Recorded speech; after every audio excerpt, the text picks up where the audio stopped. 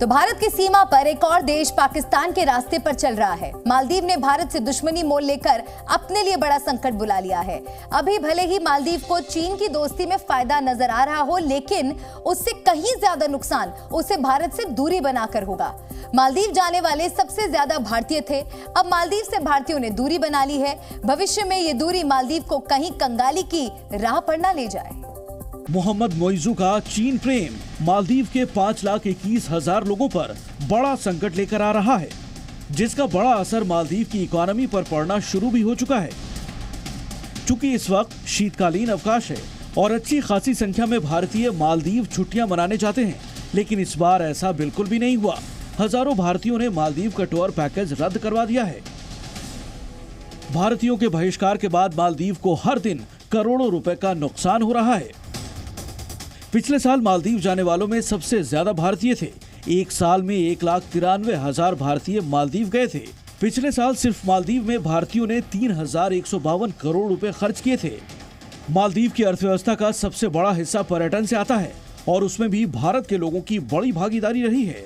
अब भारतीयों ने मालदीव से दूरी बनाई है, तो इससे उसे हर दिन 8.5 करोड़ रुपए का नुकसान हो रहा है। मालदीव के टूरिज्म संगठनों की ओर से दावा किया गया है कि उसके 44,000 परिवारों पर आर्थिक संकट आ गया है। हालात संभालने के लिए मालदीव ने अपने यहाँ घूमने का खर्चा भी आधा कर दिया, लेकिन इसके बावजूद भारतीय वहाँ जाने के लिए तैयार नहीं। बहुत भारी पड़ेगा, मैंने बताया। चाइना बड़े बड़े प्रोजेक्ट जरूर लगा देगा। ये जो है मालदीव, ये बड़ा स्ट्रेटजिकली लोकेटेड है। जो सारी इंडियन ओशन की सी रूट्स हैं उधर से पास होती हैं, वहीं से पास में, तो इस वजह से इसकी अहमियत बहुत है। चाइना बहुत समय से चाहता है कि वहाँ पे एक अपना नेवल बेस बना तो लेगा, मगर भारत का जो रुतबा है उस देश में, उसको वो नहीं कम कर सकते। मालदीव के भारत विरोधी रुख की शुरुआत तो पिछले साल ही हो गई थी, जब मोहम्मद मोइजू चुनाव लड़ने के लिए मैदान में थे। उन्होंने वोट पाने के लिए भारत विरोधी कैंपेन चलाया। राष्ट्रपति बनने के तुरंत बाद उन्होंने भारत विरोधी फैसले भी लिए।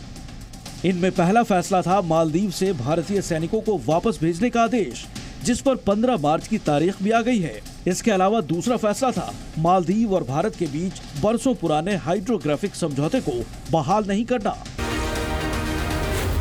जी न्यूज़।